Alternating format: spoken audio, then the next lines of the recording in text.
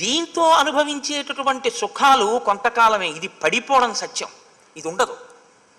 ఇది పడిపోయిన తర్వాత నీ జీవుడు మాత్రం పోడు, వాడు ఉంటాడు. ఎవడు సుఖదుఖాలని దీన్ని అడ్డు పెట్టుకుని అనుభవిస్తున్నాడు. ఇది ఈశ్వరుడు ఎందుకు ఇచ్చాడో తెలుసా అండి?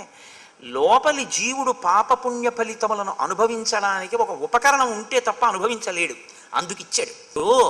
ఏసీలో నేను కూర్చుంటే హాయిగా ఉంది, ఏది ఉంటే ఆ హాయి తెలుస్తుంది? ఇది ఉంటే కదండి తెలుస్తుంది. శరీరం ఉంటే కదా. కరెంటు పోయింది, ఏసీ ఆగిపోయింది. బాల్కనీలో కూర్చుంటే వడగాడ్పు కొట్టింది, దుఃఖంగా ఉంది. ఏది ఉంటే తెలిసింది? ఇది ఉంటే తెలిసింది.